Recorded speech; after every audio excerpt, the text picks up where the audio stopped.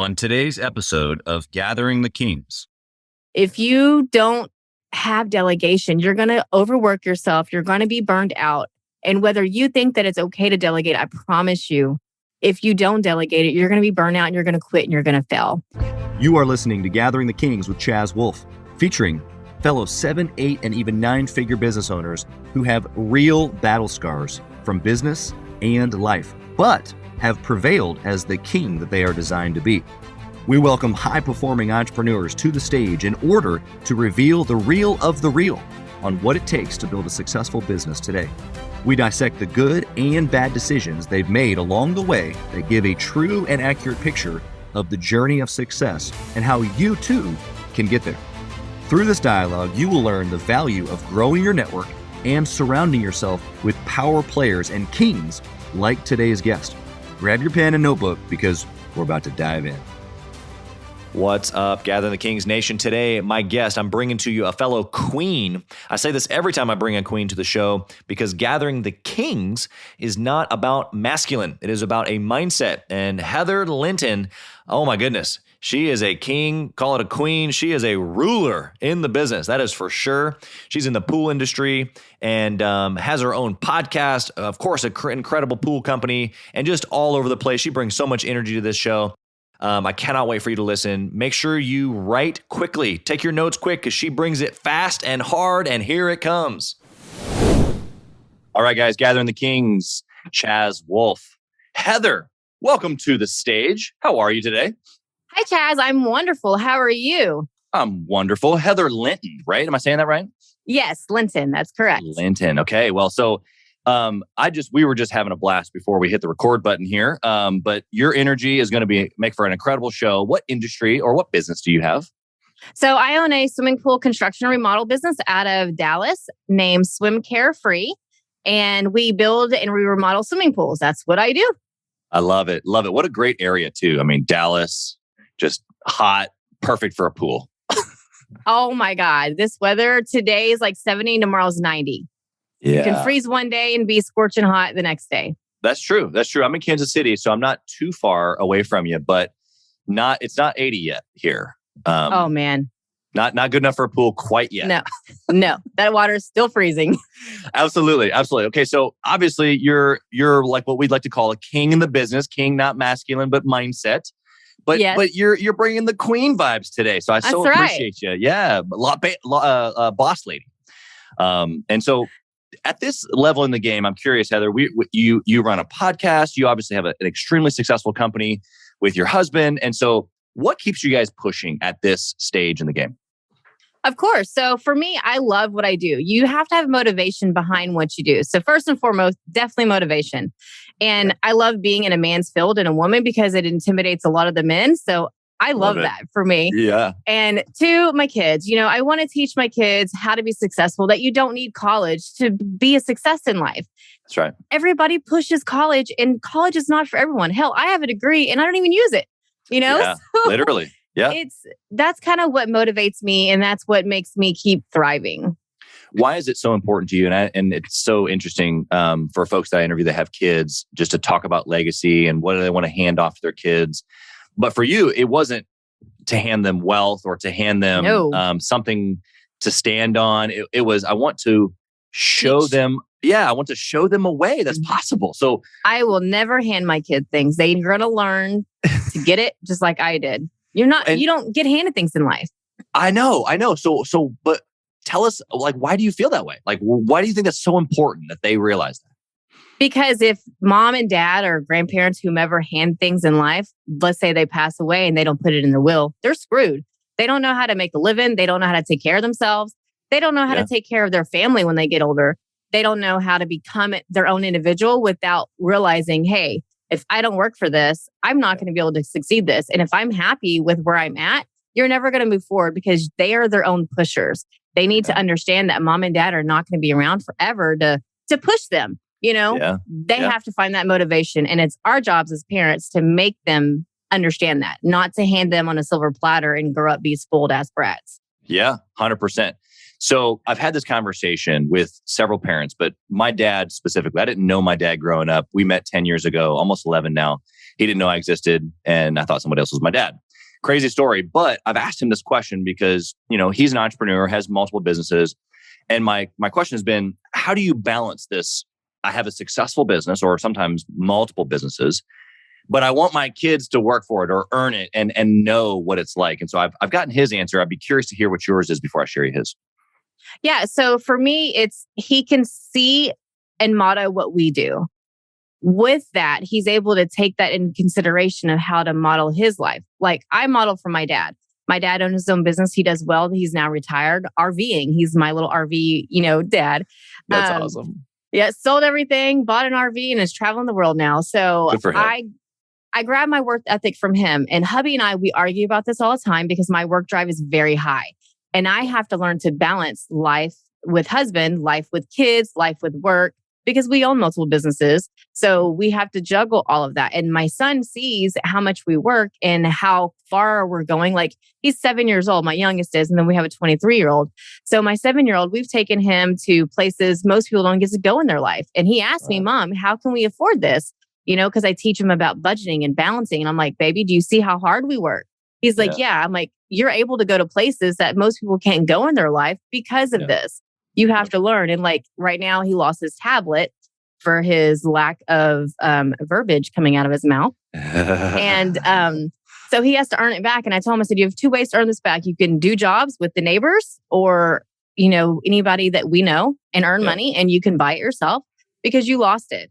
Or two, you can start doing things around the house or do more good things. You can't just have it handed to you. You lose it. You don't get it back without earning it back. Yeah. No, I love that. And it's real situational things, which are the exact things you were saying that people like you and I, that we had to do, whether it was modeled for us or not. And so to pick up where you left off, my dad's answer was, look, again, I wasn't there as a kid. So my brother and my sisters got to experience this. He's like, but I would take your sisters and your brother out to a field and we would cut musk thistle. And eventually they learned when they got older that you could spray that stuff. And it's a whole lot easier and way more effective than taking a shovel. Gotta learn the hard way. Yeah. Hey, look, as long as you know that you can work all day long, not be afraid to sweat, put out a little hard work, that you can at least survive and take care of yourself, that's what I owe you. Mm-hmm. And it sounds like you agree not only for your kids, but then also that's how you guys live. It sounds like you're just constantly shoveling. Yep. Yeah. My dad made me learn that at a young age. And I think that's why I do that now, because I was raised on a farm. And by doing that, I took care of all the animals. He was gone for weeks at a time and left me with, quote unquote, a sitter that did nothing. So it was just me. And I had to learn how to manage a farm at a young age and learn that ethic. Yeah. Love that. Okay. So let's go back a little bit, Heather. Okay. So you've obviously, like you said, you have multiple businesses, but you haven't always been where you are now. And so if we go back more of the scaling, the grinding, most of the folks listening today, guys and or gals, are hearing you going, I just want to get to that 7-figure plus mark. And so my question for you is this: in the process of growing that business, or when you started it, was it this business, the pool business, that got the bug of entrepreneurialism started for, or was it before that? So it was this. My husband got me into the pool industry. I didn't know jack crap about swimming pools. I was working at an automobile shop, being a service advisor, and I get a call from my husband one day, like, "Hey, quit your job." I'm like, "What? I can't just up and quit. We need money." He goes, "I'm quitting my job. We're going to start our own business." I'm like, "Of what? I don't know anything about swimming pools." He's like, "Well, I'm going to teach you."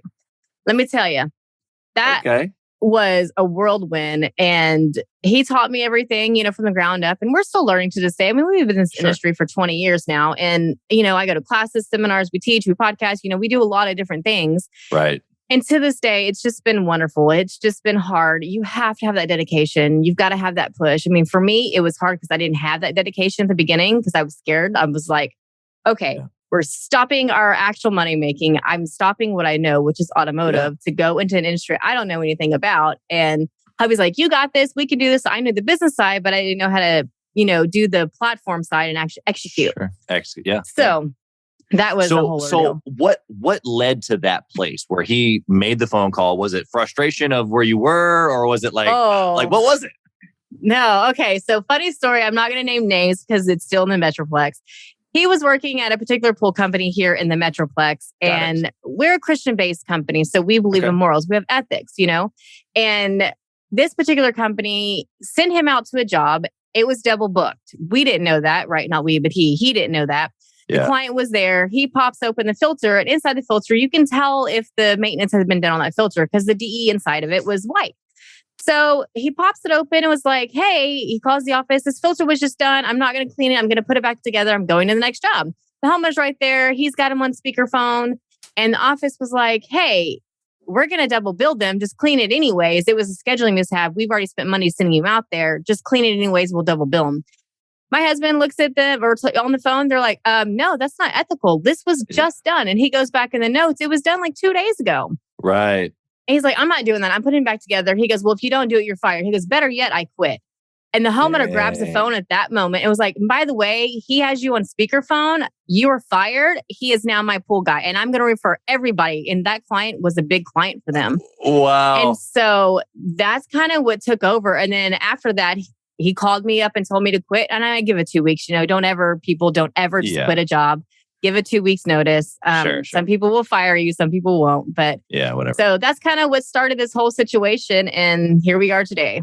Wow. Okay. So I'm just enthralled with stories, but how many minutes from him, like, I'm done, I quit, to I just got promoted to my own pool guy at this guy, he's going to refer me to, then I called you or he called you? Like, how many minutes are we talking?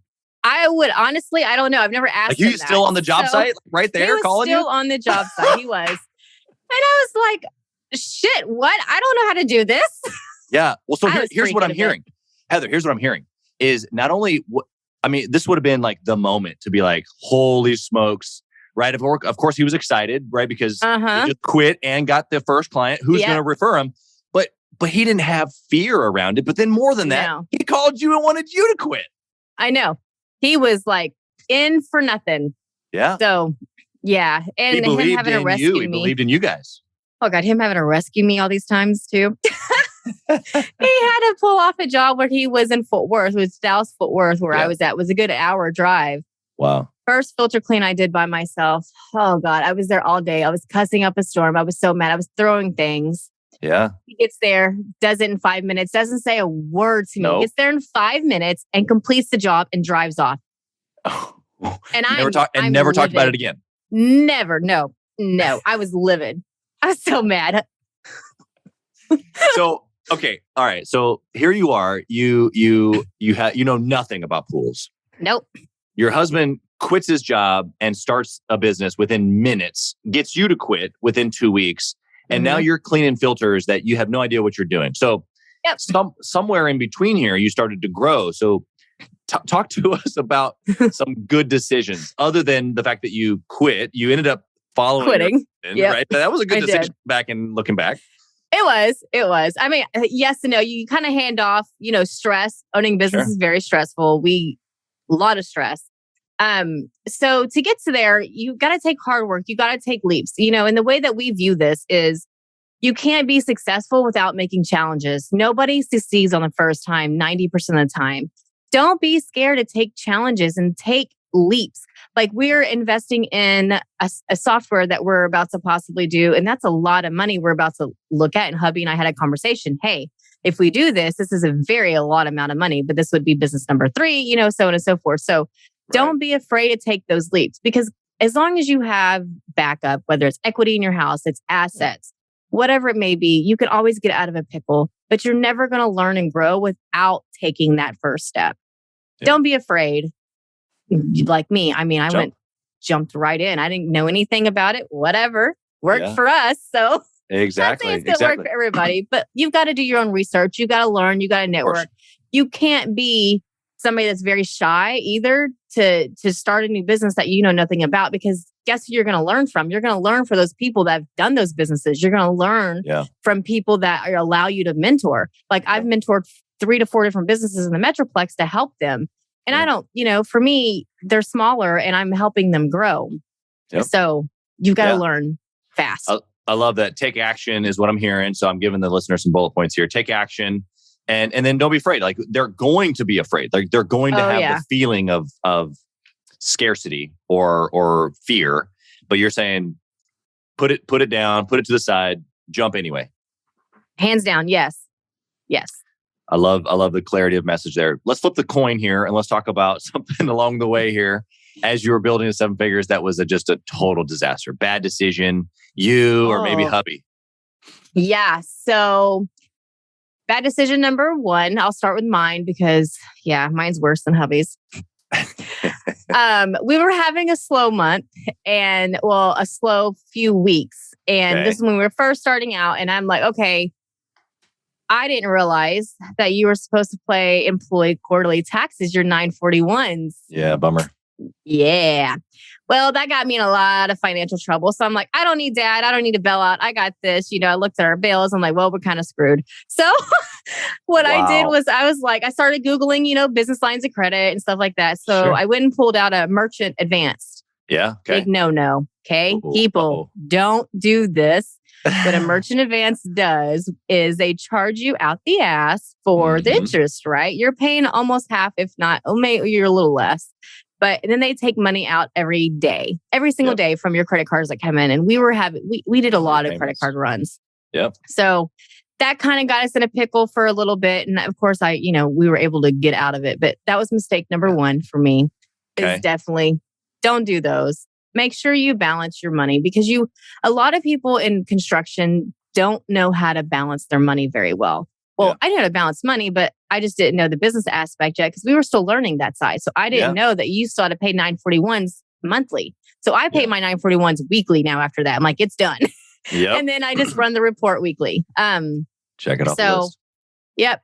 I follow what's called profit first in our industry. If you're in construction, there's one called construction profit first or profit first for construction, something like that. Yeah. So you take your accounts and you divide it how you need to. I'm not going to go into that. It's a long overspill. Yep. But learn with money. Make sure you don't overspend. You don't borrow from jobs because that's a big no-no. We did that at the beginning and then I quickly learned that's a big no-no. Yeah. So that was my big no-no. Hubby's big no-no, I guess, would be overbooking because he thinks he's Superman and he can get everything done and not allowing time to run across issues on jobs. Because in construction, you run across issues. You have clients that want to talk to you while you're there. So you don't take into fact. Hubby's like, okay, it's just a check valve. I can be done in 15 minutes. Well, 45 minutes later, he's still there because the client's wanting to pull schools, wanting to learn how to do all this. So make sure your time management is there because that is huge. And communication. Yeah. We got so many bad reviews at the beginning because we lacked communication. So then we started over communicating. Yeah. So by over communicating was causing issues as well. So now we found kind of a happy medium with the whole communication thing. So those are kind of our big points of what not to do. So much value there. And just to kind of recap, I mean, the money management piece is huge. Obviously, to you, it was 941 taxes, but there's so many different angles of, I wouldn't say hidden things in business, but you don't learn these things growing up unless you're inside of a business, and you definitely don't learn them in school. And so sitting down and actually trying to become legit in your business is huge. No way you can get to 7 figures without running some sort of a clear, basic operation around finance. Like that has to be squared away.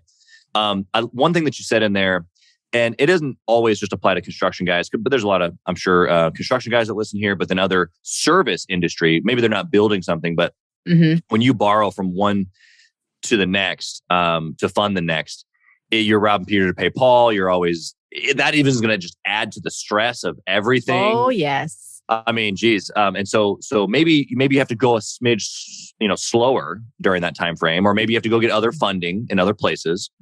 But to know where the line is between this money's for this project or coming in here, and then this money's over here. I'm not taking from this to pay for this.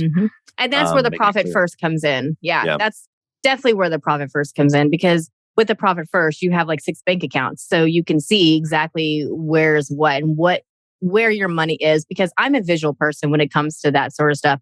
So I use QuickBooks right now for my profit, but it doesn't really it sucks on project management for that. So by utilizing that profit first, it helps utilize, okay, we've got this much money here, this much here, even though I allocated it inside of QuickBooks like it's supposed to with this project, I just don't like the way it does it. So Right. Yeah, exactly. Incredible. And then as far as the overbooking, I think that's just another great, it's not so much the overbooking, it's the time management piece. Like you said, it's the overbooking for the management skill level. I'm sure your husband's grown in that area. And then of course you grow your team, right? So if you're overbooking, a lot of times maybe you need to grow on the team side. So or you need to train. One of the two. Yeah. That's right. If you've got a weak link, that's right. To the point of 30 minutes in that example of your husband losing 30 minutes, it can happen because you show up, you're trying to be cordial, respectful. And 30 minutes can go just like that. So. Oh yeah. We've had to cut clients off before. Like, I'm sorry, we got to go. Sorry, got to go. Yep. Today's a busy one, Mr. Johnson. Yep. Been there, done that several times. Yeah. And just for a half second, because I think it's applicable. I can think of employees of mine, team members of mine that I've had to say, hey, so when you come into this type of circumstance with Mr. Johnson, here's how you need to manage that time, and verbally with the communication. But there's also owners, like you just said, your husband, who kind of fall into the same thing where they want to be that relationship. They want to finesse it. Yeah. So how do you balance this, especially if you're telling a team member in this moment? How do you do that? So if you're a team member, my husband versus a team member, I totally do different, right? Right. So right. I'll start with my team member, like Cassandra. I love her to death. She is my office manager and she loves to talk so much on the phone. Like I had to pull a recording yesterday because one of my sales guys like, hey, this is like the third time that I've been sent to the wrong address.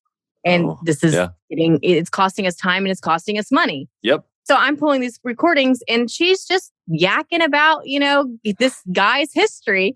And it's an interesting one because he used to play for the Oilers. And so he's talking all about the football and the NFL, and all that. But she's like feeding into it. And so in the midst of it, she doesn't verify the address that we have on file that he entered when the customer entered a UPS address instead of his home address. Yep. Whoops.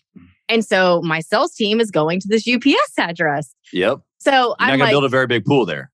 No. So I'm like, Cassandra, look, you're costing us time. You're costing us money by not verifying because we have flow sheets in our office. We have processes and procedures. You have it on your desk. You've been my assistant for going on 10 years. So these, you're supposed to verify. By lack of verifying, you're costing us money because that bottom dollar, that gas, that time, it all costs us as business owners. Yep. And you have reports that you've got to check into. So I'm like, hey, Cassandra, I understand you love to talk, but I don't mind you talking because no phones are ringing. You've got some time, but you're not doing the simple things and verifying your processes. And so we need to take it back a notch. We need to slow down. If it becomes an issue at that point, then I've never had to write her up because she's been very good. But some of my other ones, where I give you 3 chances. And if it's not done, we're done. Yeah. So you just have a conversation, don't get irate, don't yell. Some of these business owners want to feel like they're higher than them. And you've got to understand that your team follows your energy. Your team also follows the leadership.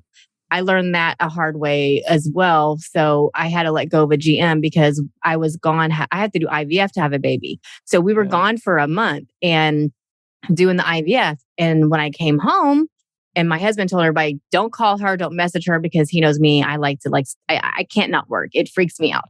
So he's like, don't do that. And when I came home, I had 3 employees quit when I came back. And that's a big turnover, right? We've never had that. Yeah. So and it's because of the way that they were talking to him because he was having some issues with them. So as a leadership, you have to understand that there's an appropriate way to approach certain things. Don't be hostile. Don't yell.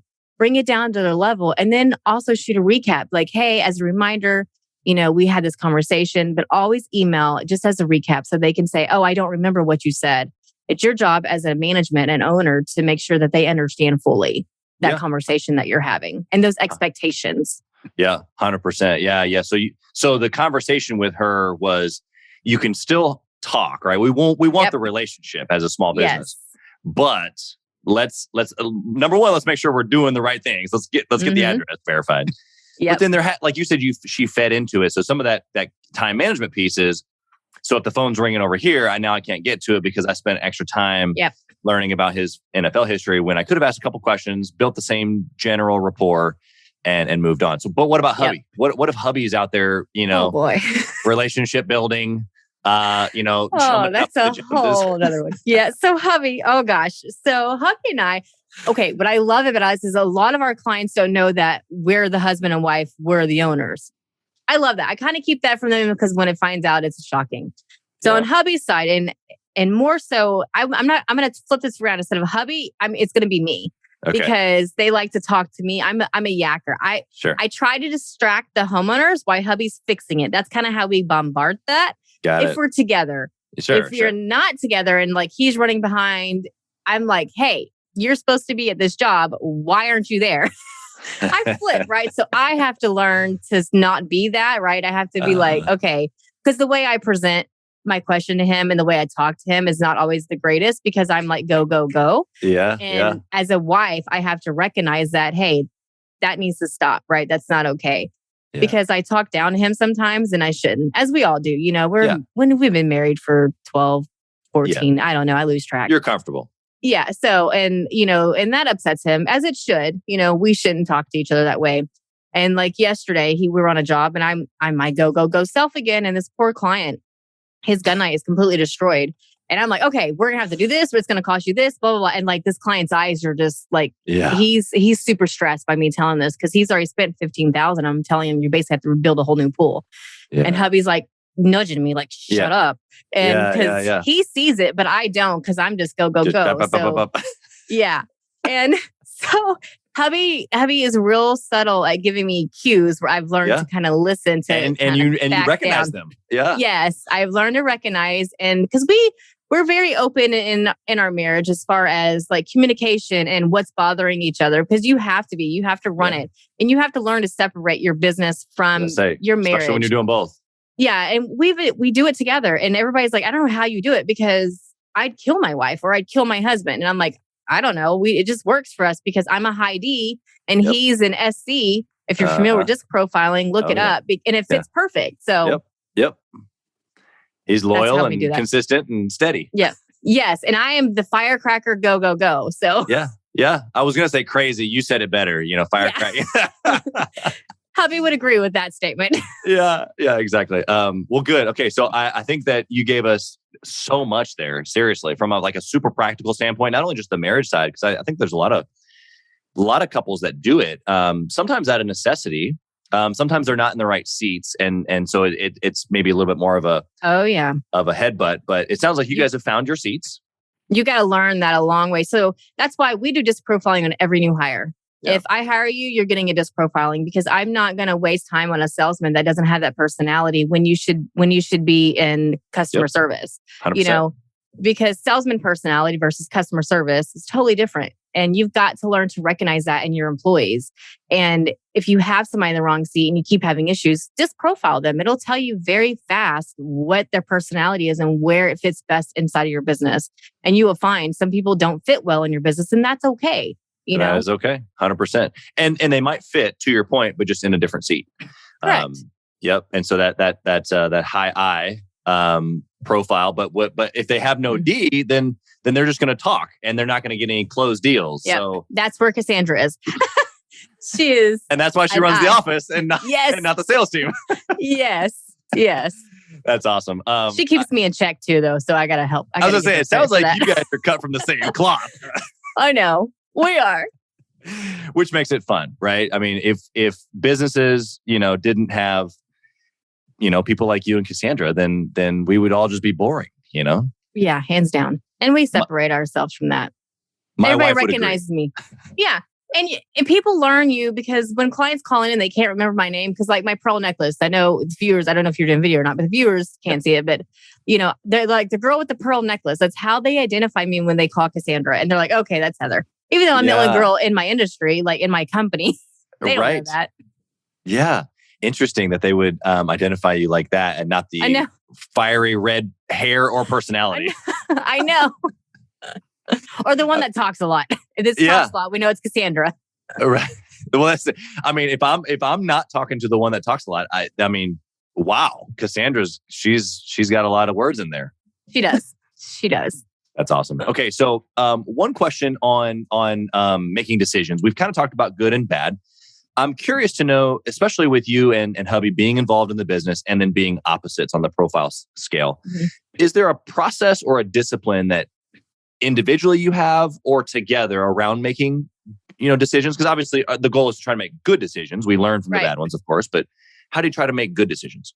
Yeah. So that's a great question, especially if you work with your husband. It took us a long time to actually figure that out that works for us, because it used to be where I was making all the decisions, no matter what. It was all me. All of my employees came to me. All the contractors came to me. Hubby was kind of doing the whole backside, running that side. Yep. So everything came to me. Well, it came to a point where I was getting way overwhelmed. I was running the business. I was mom. I was wife. I was trying to run 15 employees. I was trying to keep everything together. I was running 6 office staff. It was just too much for me. So I was like, honey, we need to have a conversation, because I can't keep doing this all myself. I need you to step up. I need you to help in this aspect. So we kind of sat down and I'm one of those business owners that don't have a business plan, even though I should. Just because I've been doing this for so long. But so I just wrote down, I'm like, okay, this is where I need help. What can you take away so we can start structuring where we need to be? Yeah. And so he took away probably 60% of it. And that helped me so much. And then when we restructured our business and got out of the cleaning and the repair, that just relieved a good 80% of my stress and everything going on, because we sold off that business to focus on what we wanted to focus on. Yeah. And by doing that, that helps. So now every decision goes between the both of us, whether it's buying a piece of equipment for the business or giving an employee a raise, or it's assigning somebody else, or but like we had a transmission that just went out in our truck yesterday on our fleet guys. So I'm like, okay, are we going to buy a new truck now? Because it's a 2011 Ranger. So it's not like it's fancy smancy. It's getting there. Yeah. So I was like, what are we going to do? It's $5,000 to replace the transmission or buy a new one for $30,000. Right. And so, we make these decisions together as business owner, and it helps so much to understand that you're in this together. Make sure you understand. And if you choose to do stuff separately, just make sure that 100% what your decisions are versus your spouse. Because let me tell you, it's going to cause backlash if you make a decision and it was spouses and you didn't communicate. Yeah. Yeah, the communication there is obviously the missing piece. Yeah. And then you guys even had that, right? Where you said, hey, I need help with this. Like, you got to be willing to say that. But then he obviously then stepped up and helped in that area.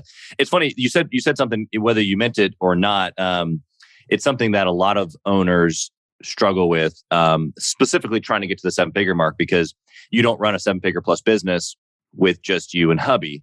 And so because of that, you had to start giving things away. But one of the things that you just said is that you created a simple list. So number one, most business owners don't write down their thoughts, their business plan, to your point, tasks that they're doing.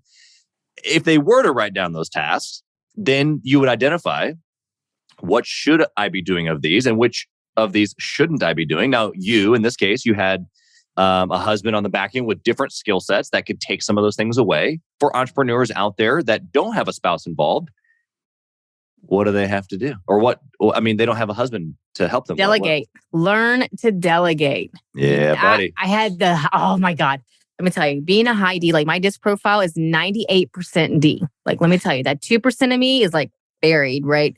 So I had the hardest time delegating. But once I did, and that's where I hired Cassandra. Once I saw that, Cassandra came in, that was 10 years ago for us. Oh God, it took so much work to delegate. But her and I just hit it off very easily on the interview. At that time, I worked out of my house.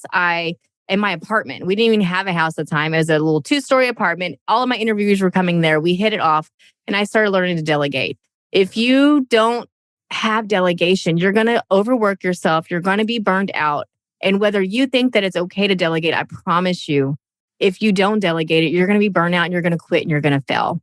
So to eliminate that, start hiring for the minute task every day that you don't want to deal with, whether it's accounting, whether it's customer service, whether it's billing, whether it's keeping track of your technicians, or whatever that task may be for you. And start writing down your stuff every day. Like our system, we have tasks every day that we have to do. You've got to go through and check off, and they're prioritized by what's most important and what can be pushed. So that way you're not overwhelmed. And that way you understand that it can be pushed the next day. But guess what? That next day task now moves up to priority number 1. You don't start with tomorrow's priority. You start with what you moved over. So just learn to delegate and learn not to be overwhelmed. Yeah. What do you think the hardest part, especially, I mean, most entrepreneurs are going to have a certain percentage of that high D profile that you're referring to, that ambition. I want to drive for more, especially if they're listening to a show like this where they're trying to get to 7 figures. But oftentimes it's the very ambitious nature that they have that then, like you said, puts them to work, puts their head down as opposed to looking up, building a team.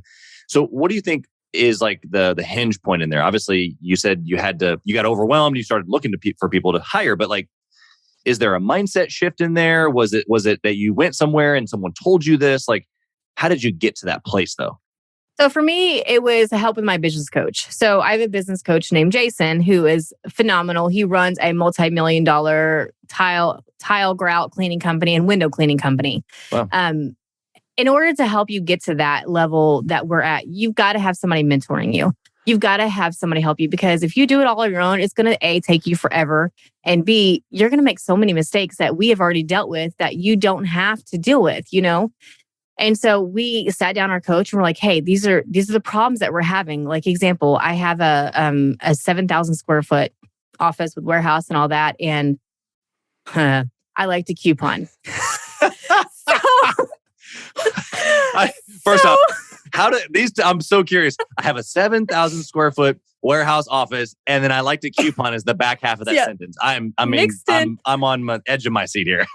Mixed in with my business coach. So my business coach lives in Florida, and we're in Texas. So he flies in.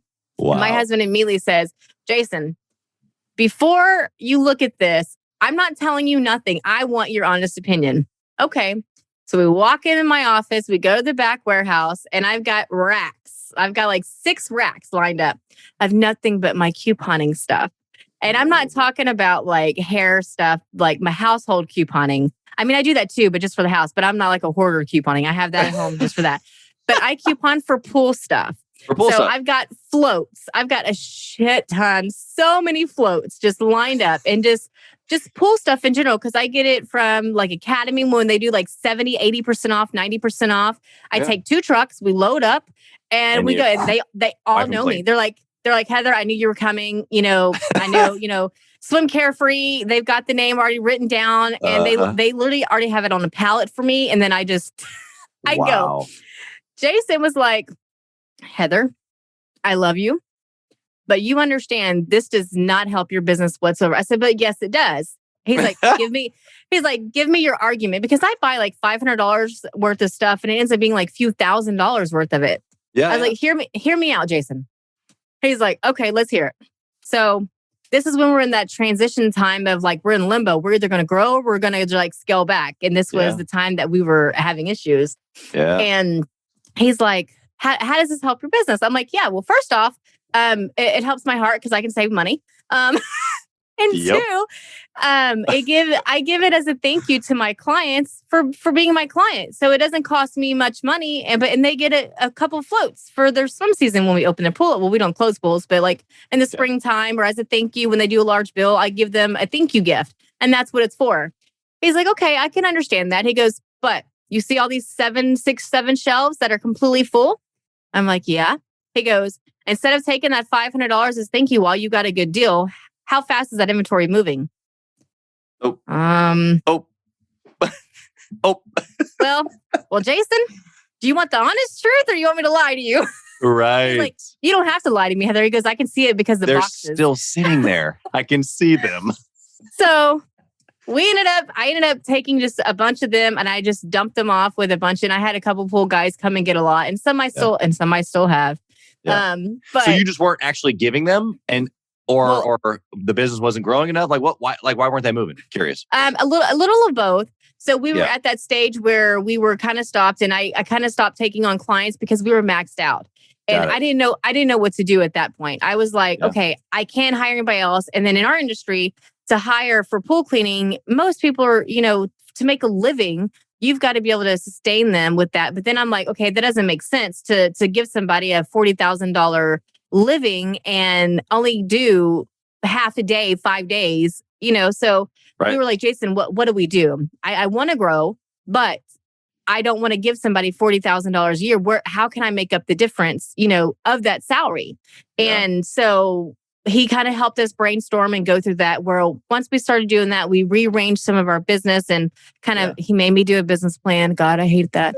But we made us sit down and do a business plan and understand that, okay, if we move this around and we change this, we can have you and Chris do the route. So we don't have to do that. Then once you reach this amount, you're making up half that. So you're not losing it. We can start shifting this inventory up. So he helped us understand that once we get to these growing pains, as we call them, growing pains are either good or they're bad, but it's not going to be where it's a mindset as to, okay, let's take it back. I don't want to grow. If you have that mindset, you might as well just forget it and leave it alone. You're going to go through growing pains. And so for us, it was that point of, okay, I can't take on any more clients. And if I can't take on any more clients, I can't grow. So that was my tipping point. Long story short, I know I'm breath-winded, but that's my long story short about my growing pain.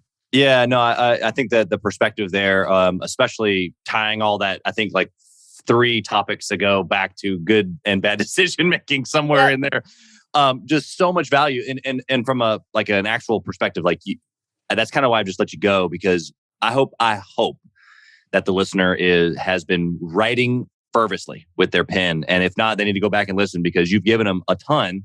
Some of just to recap here before we move on to the speed round. You said you got a business coach, which is great. You thought more beyond yourself of what you're capable of. That business coach made you do a couple of things that really allowed you to actually grow. Growing pains can be either good or bad, but when you press in, usually it just means that you need to readjust or shift thinking and or business model. And to your point, you niche down. Once you niche down, you're able to grow. And you coupon for the sake of your heart, not for the sake of the business. That's what we just learned. I did. And let me tell you, hubby's so mad, because it's so much. Because I load up the bed of the truck, and then I have a QX56. It's a 2010, so it's an older one, but it's got a ton of room. Yep. And you just fill it. Yep, I do. So you've limited your couponing over to the personal side. Or are you still coupon? No. That was very hesitant. Yes. I know. I have been cut off for the business side. Okay. So what that means is that you still have one rack that you fill. Yes. Yeah. Just for personal. Now, the only way that I can coupon for the business is if it has my logo and it has my promotion. Like when you build a pool with me, you get these big ass towels. They're literally called big ass towels. Wow.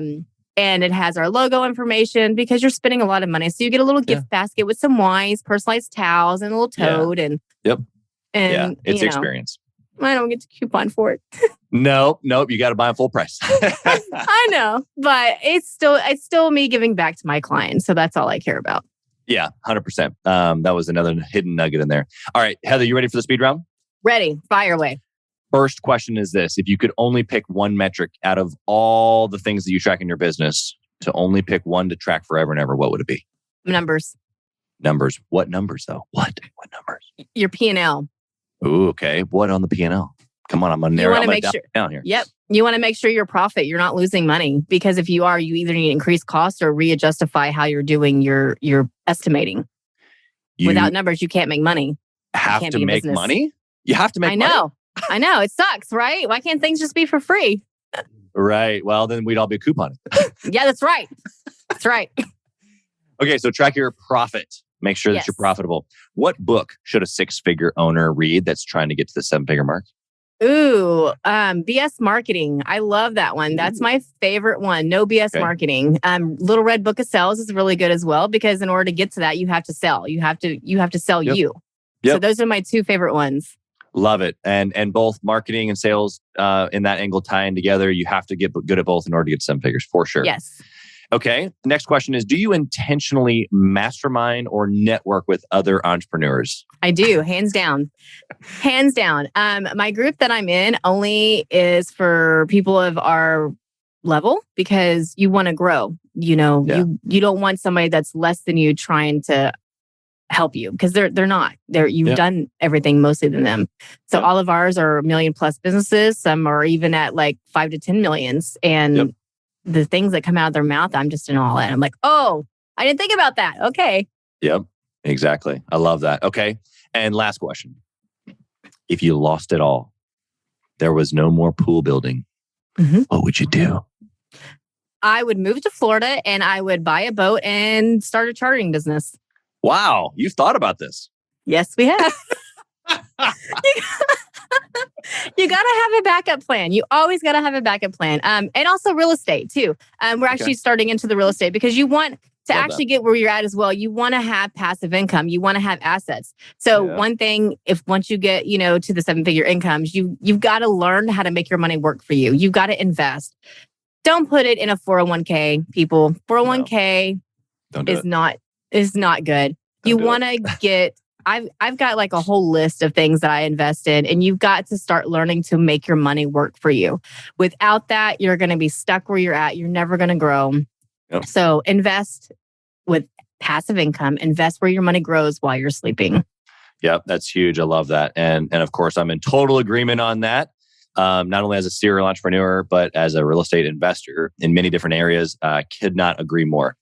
In fact, the passive income for me is like where the game is. Like the building of the business, fine, sure. Like I've got several of them bought, sold, you name it. But when it comes to the passive income and building up that and then buying stuff out of that, that's like king status right there. Yeah, because you've got to use the asset to be able to grow your money, right? I mean, look at most people nowadays, multi-billion-dollar companies have mounds and mounds of debt. Debt's good as long as it's asset-based driven good. Yeah. Debt is bad if it's credit card debt and debt that doesn't build over time. Yeah, I need an asset that's paying for it. And so great. Okay, Heather, you have been incredible. Thank you. Thanks for having me. Yes, thank you for coming. How can someone connect with you? Yeah, so if you want to talk to me about helping you with your business, I'm more than happy to do that. I do that a lot. You can reach out to me on my business, which is Swim Carefree out of Dallas, Texas. And our number is 214-780-1940. And our email is services with an S at the end at swimcarefree.com. So that'll get you to my assistant. She handles all of that and she can get you in touch with me.